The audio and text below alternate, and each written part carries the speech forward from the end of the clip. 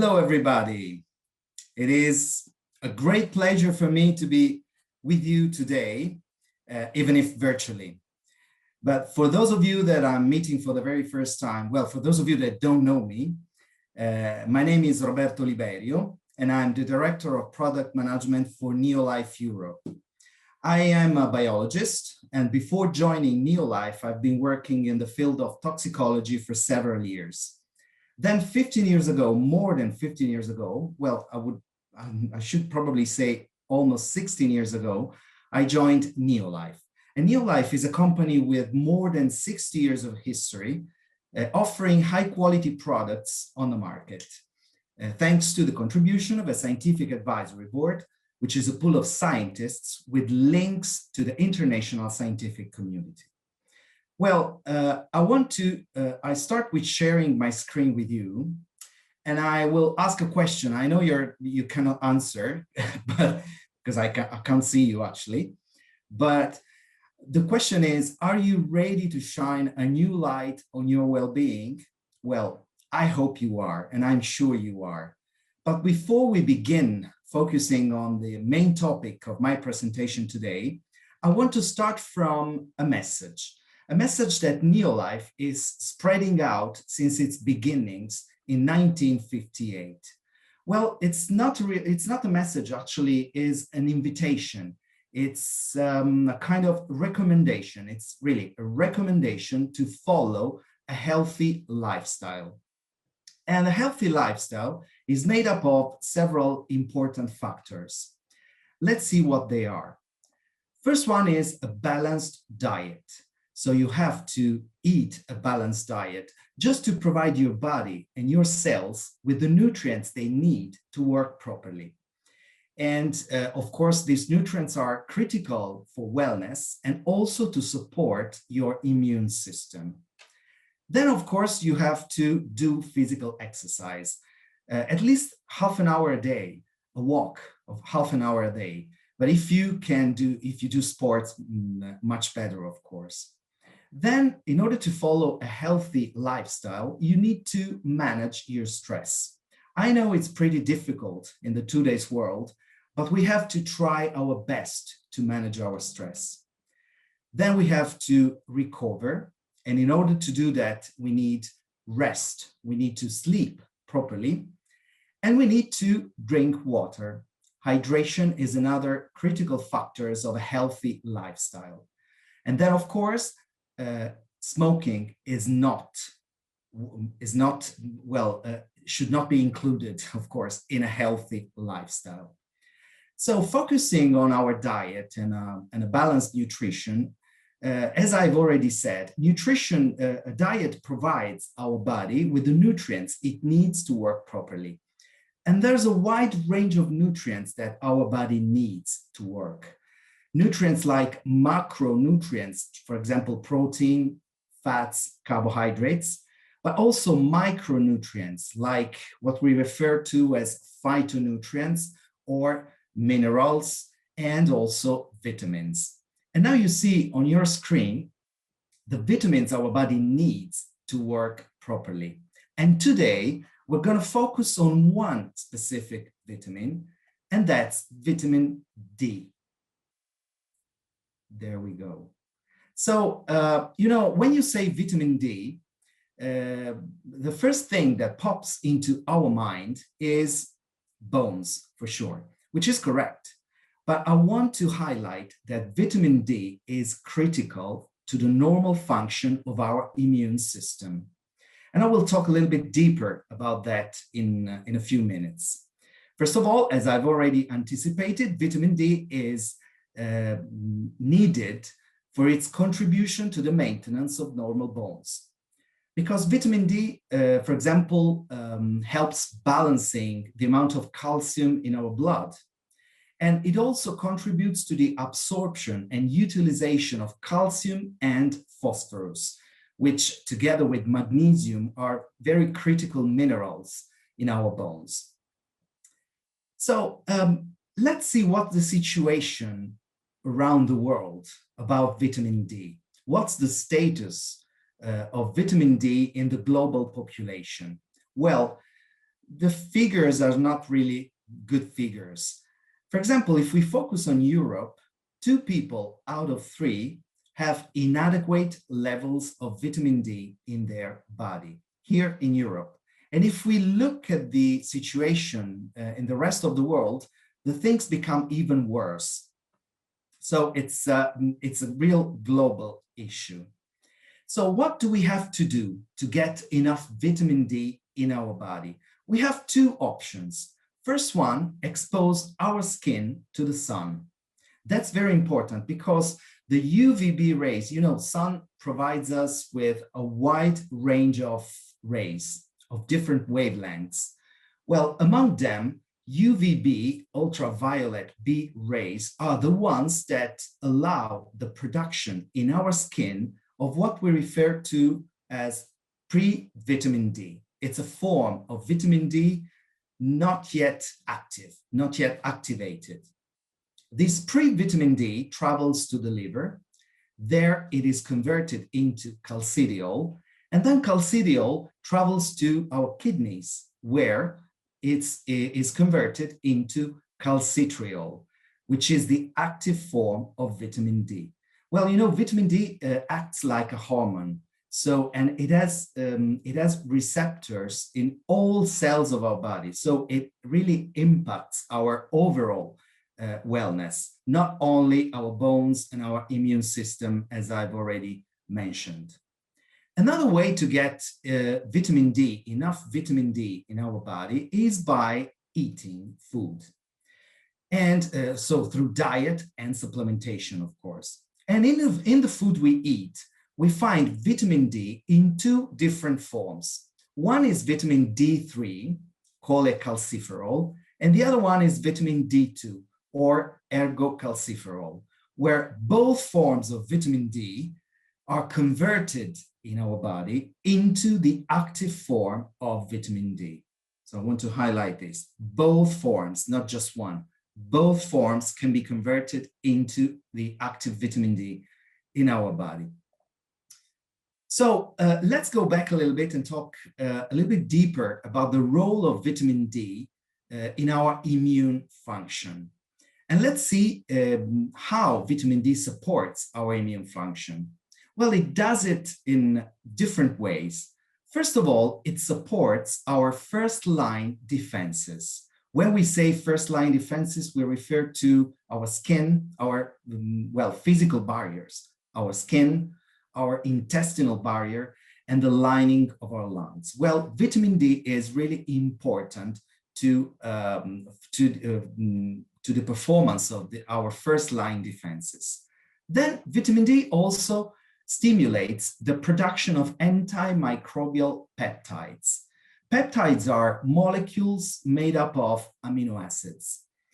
Protein are made up of amino acids. Well, peptides are kind of, we can call them small protein, even if it's not actually correct, but they are made up of amino acids. And some peptides, like those we call defensins, have an antimicrobial action. Another way vitamin D contributes to the function of the immune system is through supporting our immune cells. Immune cells like lymphocytes, lymphocytes B or T lymphocytes, for example, or those we call macrophages. A macrophage is a cell that is able to eat a potential invader. So that's why, I wanted to highlight this, because when we think about vitamin D, mostly, not today probably, but a few years ago, we just thought that vitamin D was important for our bones, but it is also very critical for our immune function. So how can we measure the amount of vitamin D in our body? How can we understand if we have enough vitamin D in our body? Well, we can do that just by having our blood tested for vitamin D levels, specifically serum 25-hydroxy vitamin D.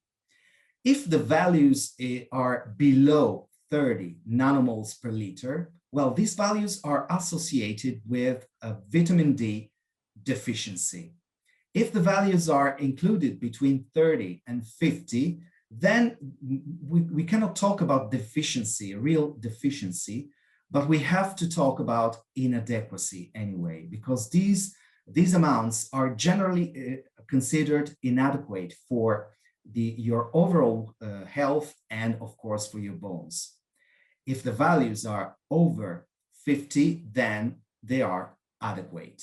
So we have to aim to have more than 50 nanomoles per liter in our blood of vitamin D. And who's most at risk of vitamin D inadequacy? Well, first of all, most of the vitamin D in our body comes from the sun, definitely. From 80 to 90% of the vitamin D in our body comes from the exposure of our skin to the sunlight. So if you live in the northern, like you do, in the northern part of the world, or in the southeast part of our globe, you might be at risk of vitamin D inadequacy.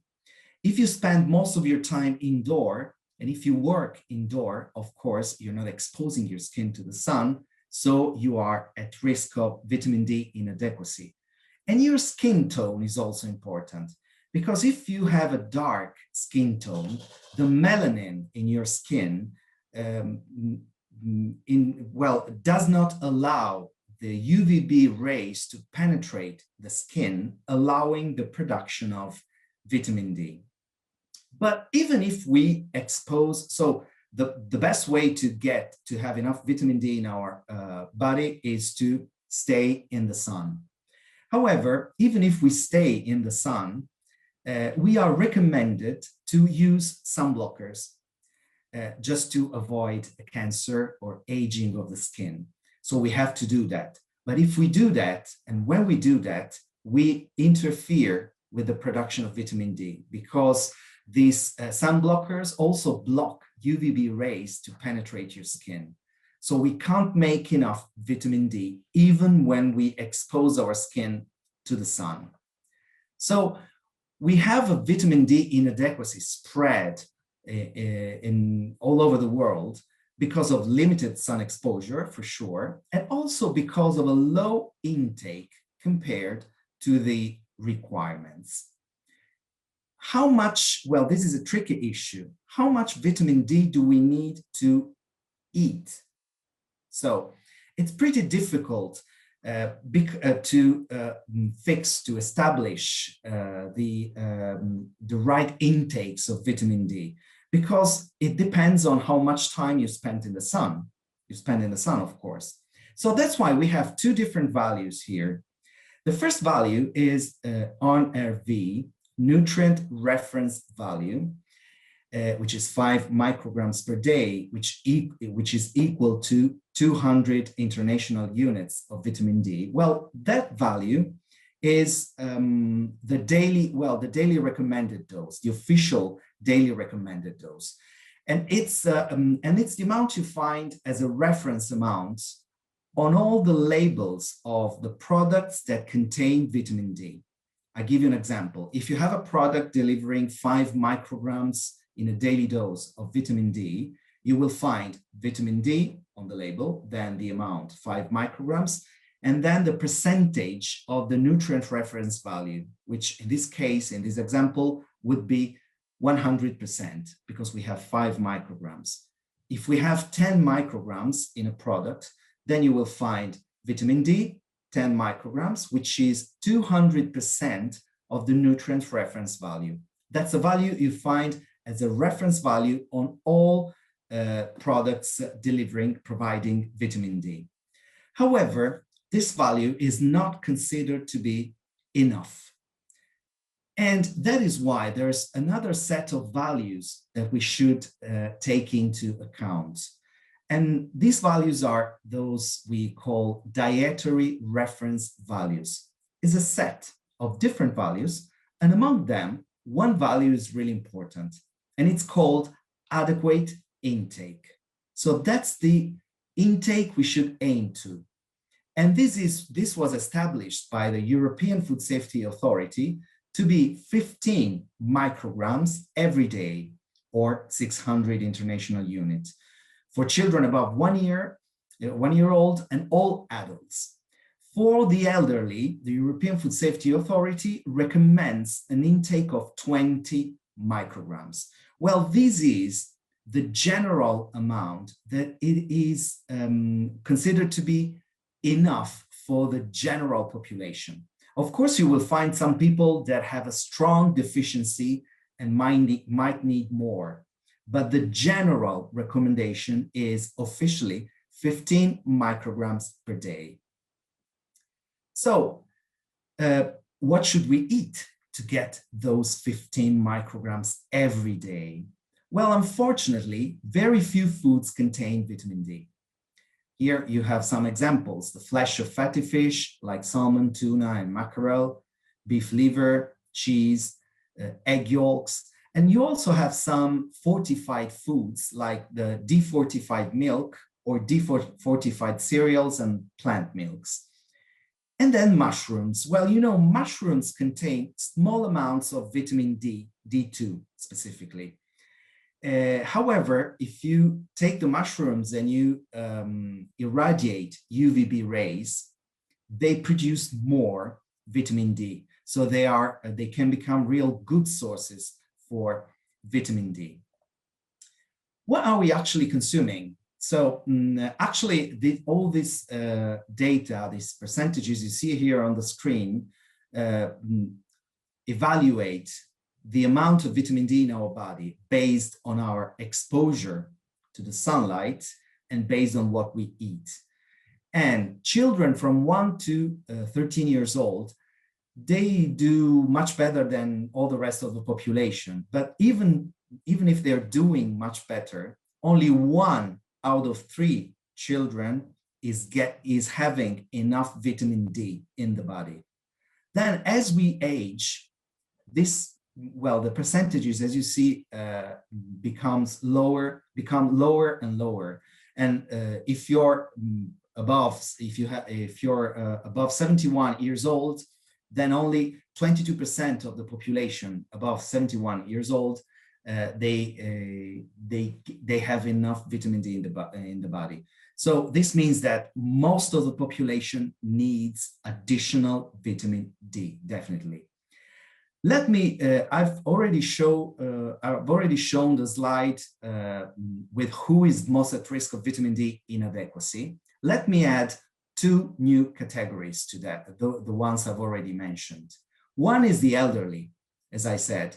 Well, because, you know, vitamin D production depends on how your liver works, depends on how your kidney works, depends on what you eat. So as you age, you become at risk, at a higher risk of vitamin D inadequacy. And also overweight and obese people are at risk, just because vitamin D is a fat-soluble molecule and it got sequestered, blocked into the fat tissue. So it's not made available to our body. That's why we all, definitely all need additional amounts of vitamin D, and we can use supplements. And there's a lot of supplements on the market, but thanks NeoLife, we have a breakthrough in vitamin D supplementation since the beginning of this year, when we launched our Vegan D. Well, Vegan D, as you can guess from the name, vegan is suitable for vegans, of course. So we use only vegan sources, although we'll talk a little bit about this in a while. Vegan D, we have Vegan D thanks to our scientific advisory board. And as you can see here on the screen, it's a pool of scientists in the field with a lot of expertise in the field of wellness and especially nutrition. They are nutritionists, but we also have biochemists, we have biologists, we have microbiologists as well. So they cover a wide array of different expertise in the field of wellness and nutrition specifically. And thanks to them, we have a unique product. Let's see the features of this product. So first of all, in Vegan D, you find a proprietary blend of vitamin D3 and D2, both. First, NeoLife difference. Well, we chose to have both. There's a reason why we chose to have both vitamins, both forms of vitamin D. Because someone may say, I've heard someone saying, well, D3 has shown in several studies to be able to increase the amounts of vitamin D in our body much better than D2. Well, it is true there's studies showing that, but the scientific research is going on, so it's not enough to determine a choice between the two vitamins. So that's the reason why we wanted to have both. And both, as I said in the beginning of my presentation, are converted into the active form of vitamin D in our body. Both, not just one. And both forms of vitamin D are found in the food we eat. So that's a key point, because in NeoLife, with all of our products, we always want to follow nature's blueprint for human nutrition. We want to mimic what happens in reality when we eat. When we eat food, we are eating both D3 and D2. That's why we wanted to have both in the product. And these forms of vitamin D are all naturally sourced. They are whole food based, and it's a unique combination. Just for your information, we have 80% of D3 and 20% of D2 in each tablet of this product. And we can guarantee a high potency, safety, of course, and quality. Let's take a look at the label, because I usually try to tell people, look at the label so you know what's inside the product. Just it's the only tool you have to understand what's inside the product. And let's see what's inside. So first of all, if you look at the label, you can see that each tablet of Vegan D provides 10 micrograms of vitamin D, which is, as you can see, as I've already mentioned, 200% of the nutrient reference value. Well, there's two reasons why we have that amount of vitamin D in our product. First one is that when we formulated the product, we wanted to harmonize the different local rules throughout Europe. So we wanted to have one product suitable to be sold throughout Europe. And there are some countries that do not allow amounts bigger than 10 micrograms in a tablet. By the way, so that's one reason. Another reason is that that we are, if you think about EFSA, the official recommendation of EFSA for the general population is 15 micrograms every day. Throughout Europe, we have different recommendations on the label, 1 to 2 tablets. So that means that you can take from 10 to 20 micrograms. So we are perfectly in line with what is officially recommended in Europe. Of course, you take more vitamin D. This is something that comes from a supplement, but you also take other supplements, like, for example, our Calmar Plus D. I will talk a little bit later about that product. Calmar Plus D provides additional 5 micrograms of vitamin D, or Formula 4, you have additional amounts of vitamin D. NeoLife Shake, you have additional amounts of vitamin D. And then, of course, you eat food. So you have also additional amounts of vitamin D, and then you stay in the sun.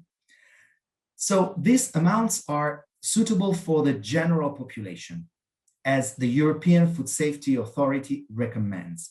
However, there might be people that need bigger amounts because they have, for example, a very strong deficiency. Well, in that case, sometimes they refer to their medical doctor to have huge amounts of international units of vitamin D prescribed. But you can also refer to this product just by taking more. well, this is not an official recommendation. It's between you and I. So don't share it. No, I'm kidding. Now, I'm just saying that, well, I'll give you an example. I take 4 every day, or I spoke recently to one of our scientific advisory board members, Dr. Diane Clayton, and she said, I can share this with you. She takes 5 every day. So depending on your needs, you can also take, of course, more. And even if you take 5, for example, you're not achieving the tolerable upper intake. So it is safe because, you know, if you take too much vitamin D, it can be dangerous if you take really too much. But we are below, for sure, even if you take more, below the tolerable upper intake. So let's see what's inside, and you can see it by reading the label. You will see that we have vitamin D from whole food vegan sources. One source is the reindeer lichen, then we have yeast, Saccharomyces cerevisiae, and then we also have mushrooms, Agaricus bisporus. So vitamin D3 comes from edible lichen. Well, it's a completely vegan form of D3. And a lichen, it's edible. We consider it to be edible because it was, especially in the past, consumed as a survival food from the Arctic countries.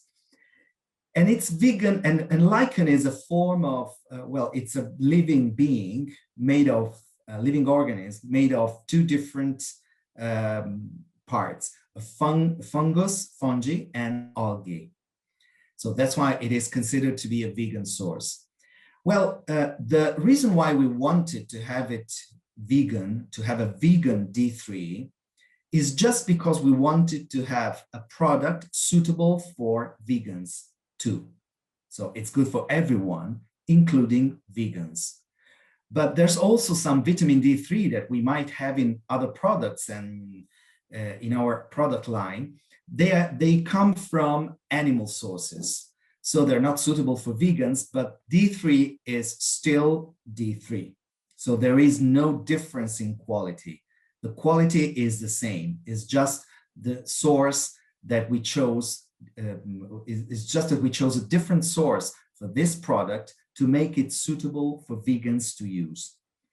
And of course, we respect the environment. So the lichen are sustainably sourced, and vitamin D and the extracts are taken with gentle extraction techniques. We don't just have vitamin D3, as I said, we also have vitamin D2. Well, it comes from 2 sources. The main source is yeast, the common baker's yeast. And then, of course, we have another source for vitamin D2, which are the mushrooms you see there on the screen. Well, mushrooms, as I said, they provide small amounts of vitamin D2, but when you put them under the UVB radiation, ultraviolet B radiation, then they produce a lot of vitamin D2 and can be considered good sources for vitamin D2. They also provide additional nutrients from minerals, some vitamins, and also beta-glucans. So we have a wide array of natural nutrients that we found in the food, in the mushroom extracts. I wanted to say something.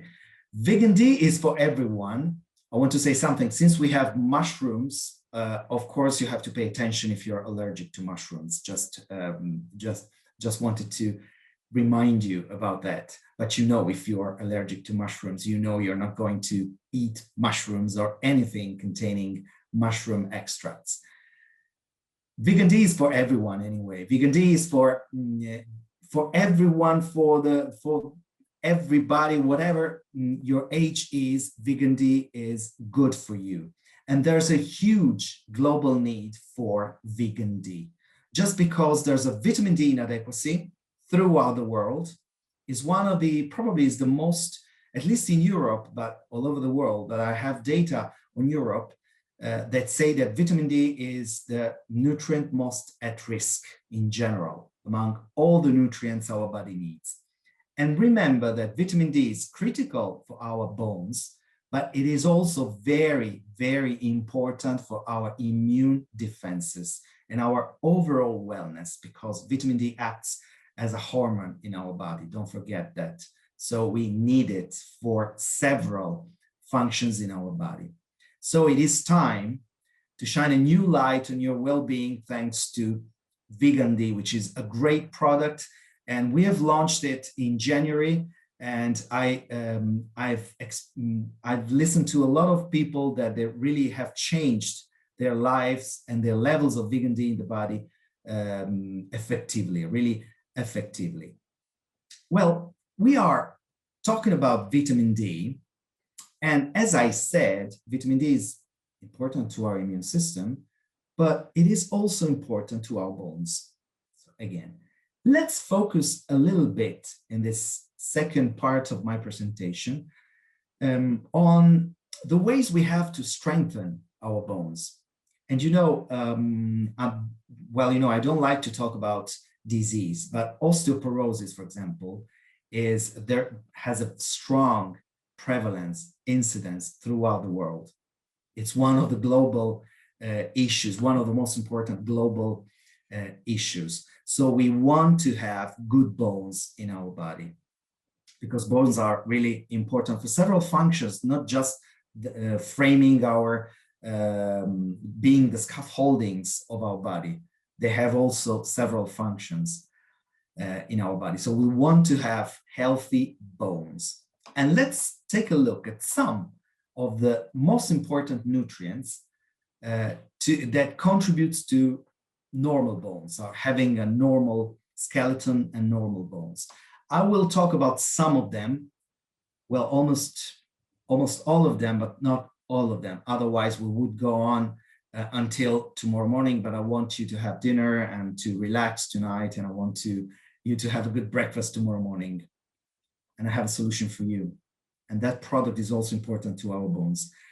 So let's start with the nutrients that are needed to the normal function of our bone tissue and our skeleton, the overall skeleton.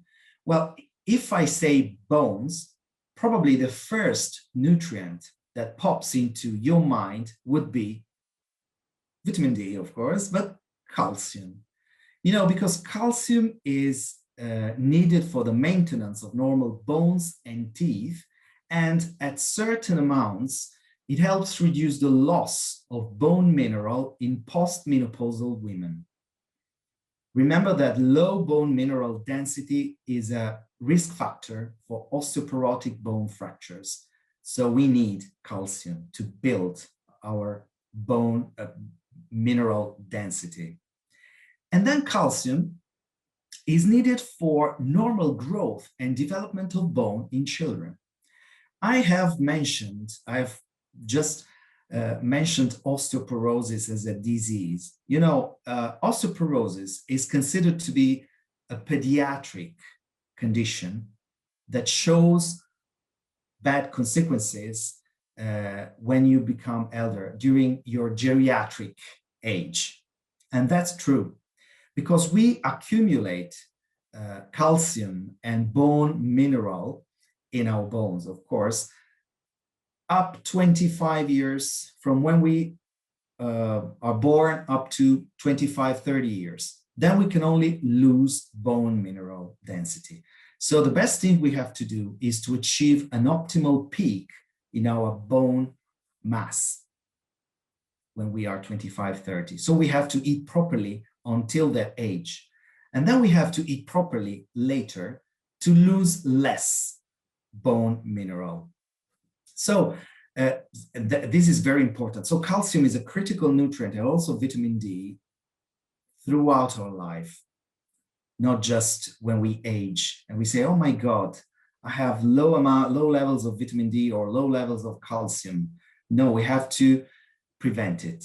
And the way we can prevent it is by eating properly and supplementing properly. So where do we find calcium? What do we have to eat to get enough calcium? Well, dairy products are the best source of a highly bioavailable calcium. When I say highly bioavailable, that's a critical parameter. If a molecule, if a nutrient is highly bioavailable, it means that it is absorbed and used by the body. And we want it, of course, when we eat. Otherwise, it's useless to eat. When a nutrient has a low bioavailability, then it is not really well absorbed and the body cannot use it. So dairy products are the best source for calcium, but I know some people are not eating dairy products for several reasons, including lactose intolerance, but not just that. Is there any vegetarian option? Yes. Well, in most of the vegetables of the plant food, calcium is not really bioavailable. But in vegetables like Chinese cabbage or kale or broccoli, it is highly bioavailable. So these foods, these vegetables are a good vegetarian option to get enough calcium. How much calcium do we need? And we go here and mention the nutrient reference value, which is the European way we call the daily recommended dose. It's 800 milligrams every day. Well, this is a general value for the whole population. Of course, pregnant women or lactating, breastfeeding women or sports people or even children might need more. And the elderly, of course, need more. By the way, let's take this as a reference point, 800 milligrams. You might need, by the way, up to 1,020 milligrams every day. How much should we take? It's pretty difficult to understand what's the situation throughout the world in terms of calcium intake. I found this interesting systematic review showing the countries by colors, by different colors, to say if the population is taking enough calcium or not. Well, however, these data are not really useful because in most of the cases are not representative. For example, in some countries, you have just small groups of the population taken into account. So it's not, you can't refer that intake to the general population. And in some other countries, just like, for example, Finland, as you can see, Finland, it's very small on the screen there, but in Finland, it's dark green. So it means that you take more than 1,000 milligrams every day. Let me tell you one thing. You take more than 1,000 milligrams every day just because you're using supplements. Supplements were taken into account in this calculation. And of course, if you take a supplement, well, that's what supplements are for. So generally speaking, most of the population needs additional amounts of calcium. Another mineral I want to talk about is magnesium. And magnesium is also important for our bones and teeth. And it is also important because it contributes to normal protein synthesis. So, how is this linked to our bones? It is because, our bones are made of two different matrices. First one is the inorganic matrix, minerals. Second is the organic matrix. The organic matrix is mostly made up of protein. And among all proteins, actually, there's one that is really important, and it's collagen type 1. Collagen type 1, collagen is found almost everywhere in our body. And it's a typical protein that's part of our connective tissues that are all around our body. Well, bone tissue is a specialized connective tissue. So from a nutritional point of view, we can also treat it as a specialized connective tissue. That's why bones also need protein. And that's why magnesium is important, because it contributes to normal protein synthesis. And it's also part of your bones as a mineral. Where do we find magnesium? Well, magnesium is found in a wide variety of foods, like green leafy vegetables or whole grains or seeds, nuts, as you can see there, legumes, or like small amounts are also found in broccoli, beetroot. So it's found in a wide variety of foods. We need to take every day, that's the nutrient reference value for magnesium, 375 milligrams of magnesium. How much do we get? How much do we take from the diet? Well, for magnesium, it's very difficult to calculate if we are eating enough, if we have enough magnesium in our body. It's very difficult. You can't do the same as we said for vitamin D, for example. Just get your blood tested. No, it's useless. You can't say if you are lacking, if you're missing magnesium. Oh, I've noticed right now that magnesium is written in Italian. You know, so you know I'm Italian. For those of you that didn't know that, magnesium in Italian, we say it magnesio, just for your information, just to give a breath to the interpreters. By the way, how much do we take? How much magnesium do we take? Well, we are likely not getting enough magnesium from the diet, because if we eat a refined diet full of refined foods, then you're not getting enough magnesium. Magnesium from food sources is not highly bioavailable in general. We only, from 60 to 70% of the food-based magnesium is not absorbed.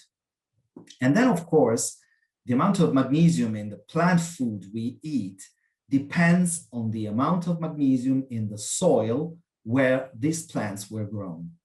And due to the intensive cultivations of the today's world, of the modern world, we are likely not having enough magnesium in our plant food. So we probably need supplementation of magnesium. So far, we've been talking about vitamin D in the beginning, calcium, and now magnesium.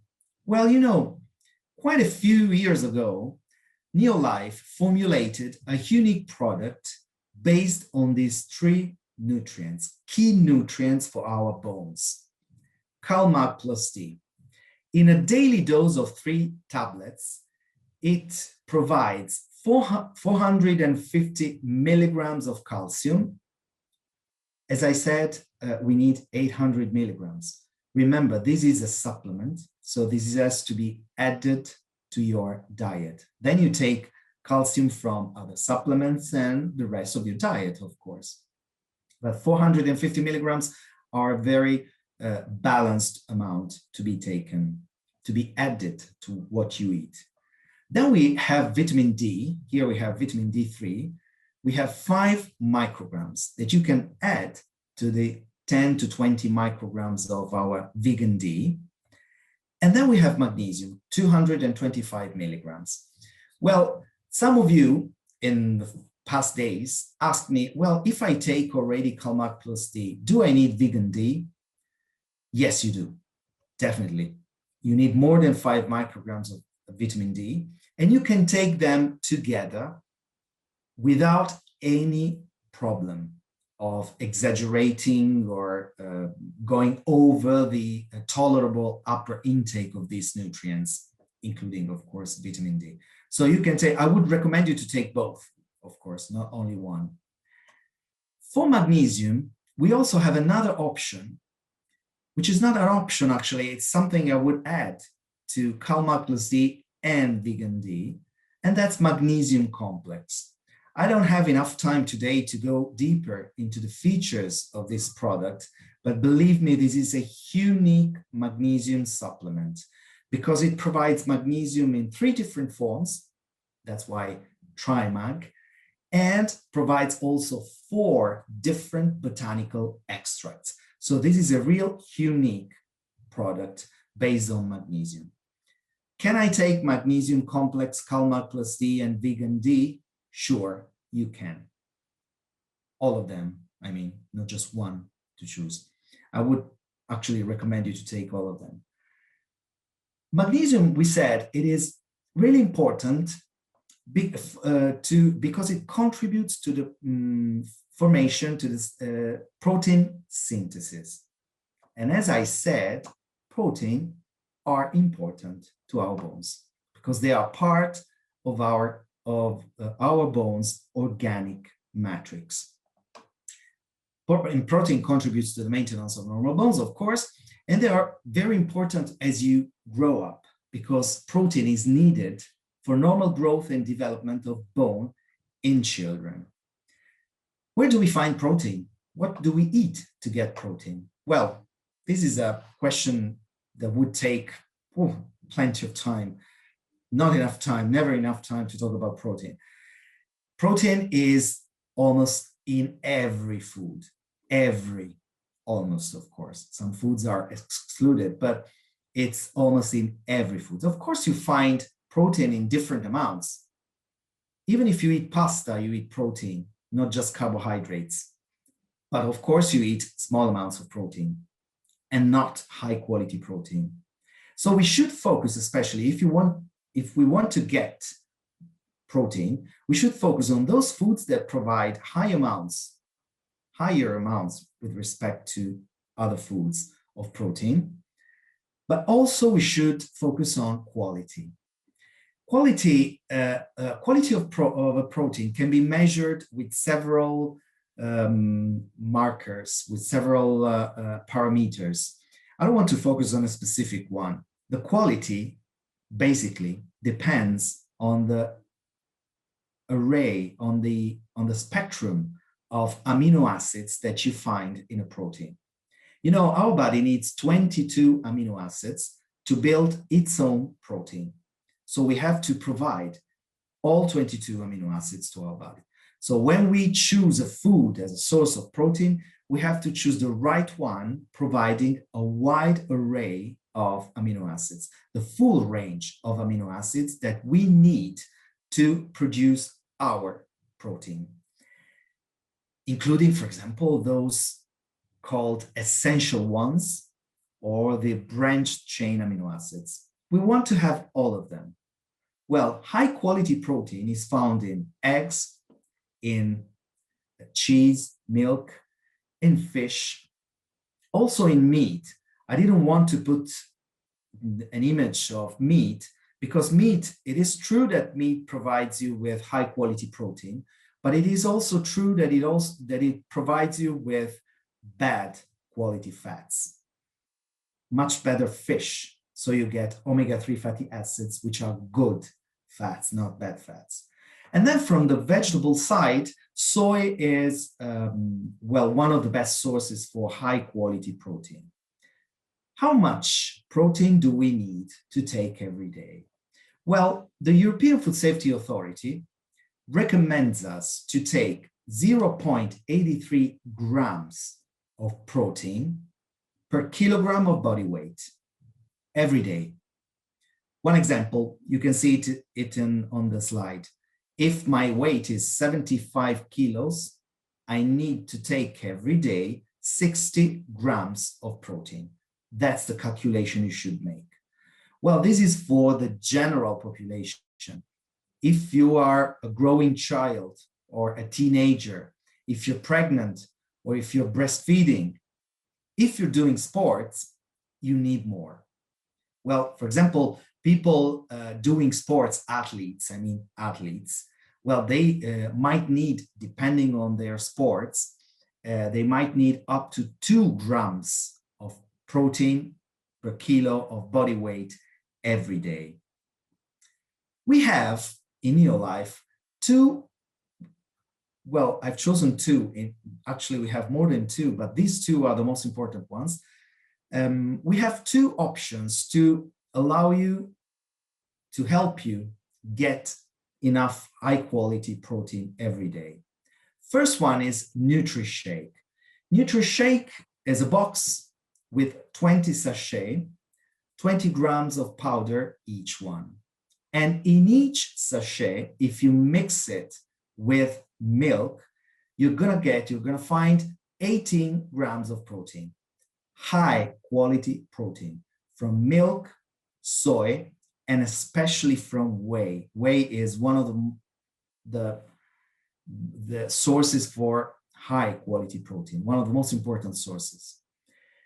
This product, if you want to mix it with water, you're allowed, you can choose, of course, then you will have 10 grams, around 10 grams of protein per sachet.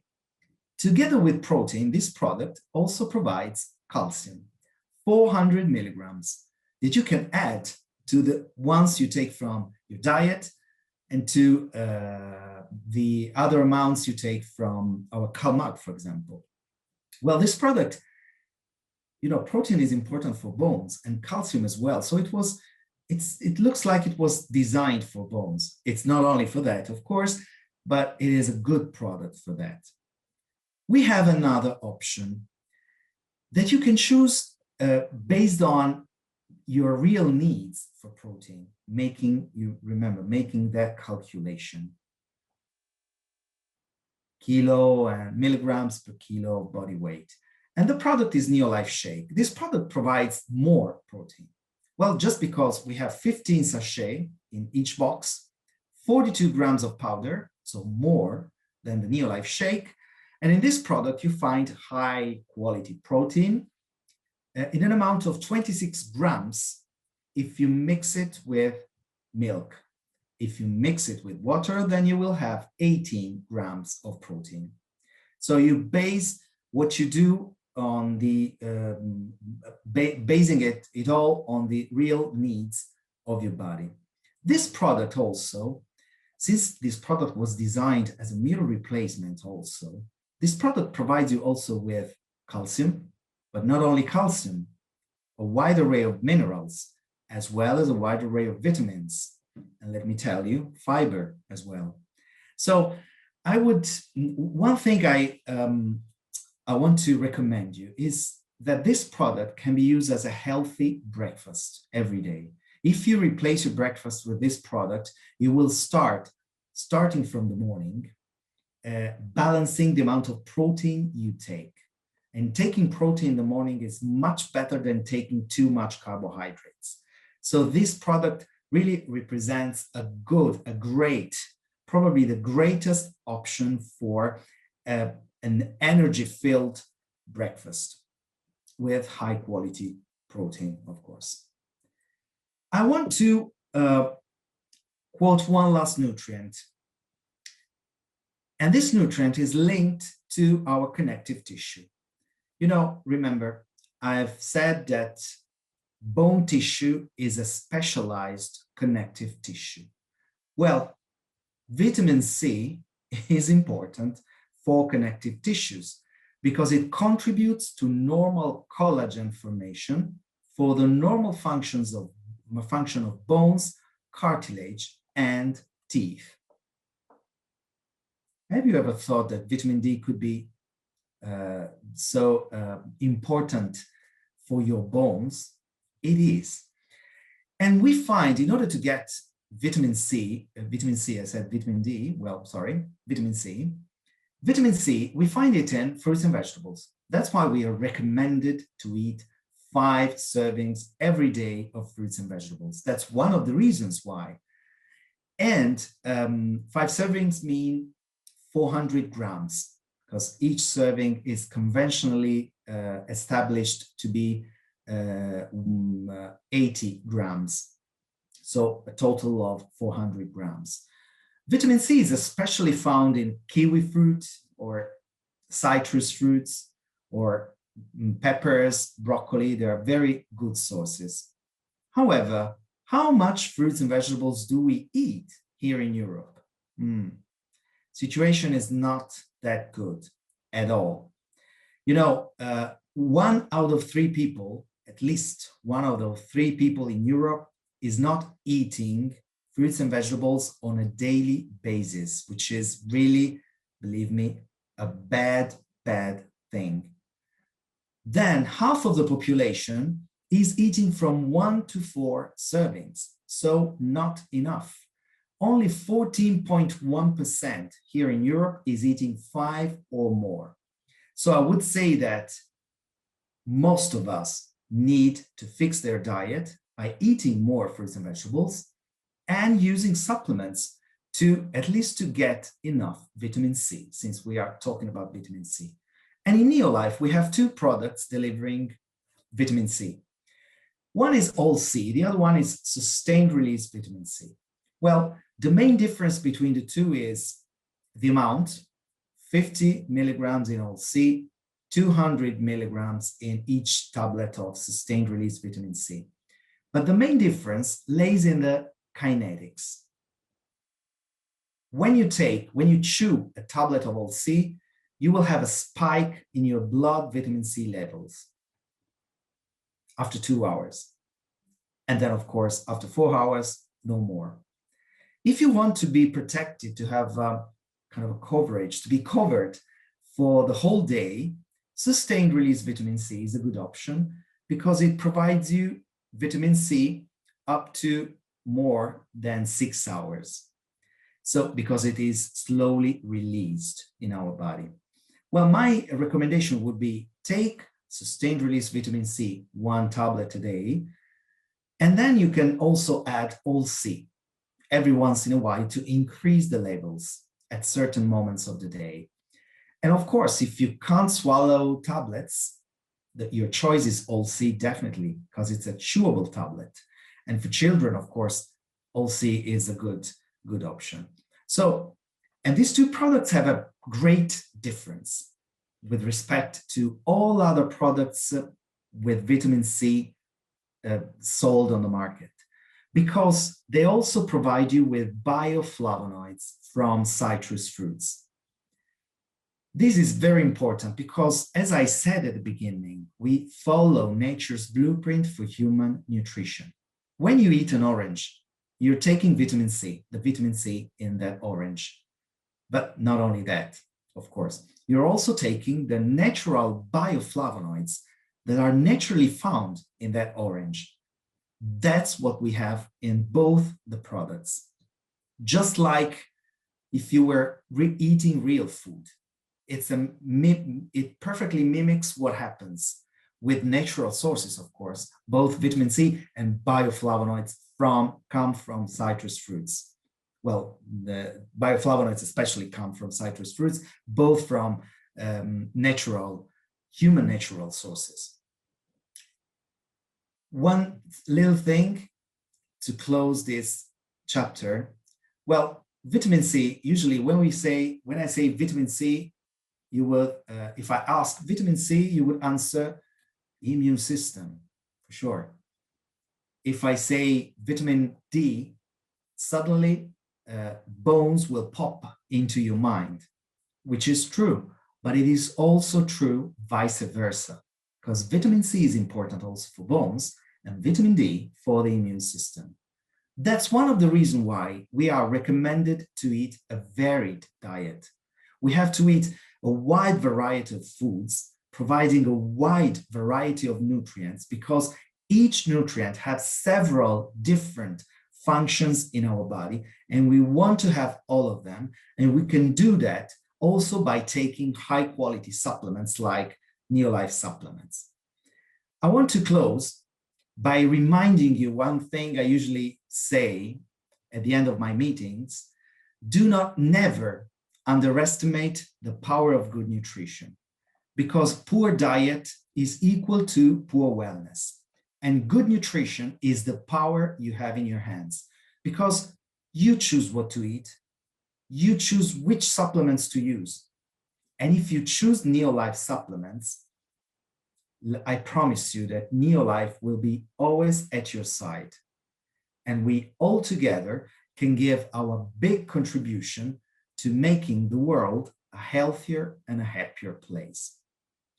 I thank you very much with all of my heart to be here, for your attention. I hope I gave you some good information just to inspire you to do the right thing and to consider that nutrition is really, really critical. So think about that. Don't think too much. Take action. That's my strong recommendation. So thanks to all the interpreters. I hope I didn't go too fast. I probably did, so I'm sorry. But anyway, it's done already. And I really hope to meet you soon in the future. It won't be that soon, but I'm sure one day I will be visiting you again, as I was choosing to do in the past. So a big hug to everybody, and thanks a lot for your attention. Ciao from Italy.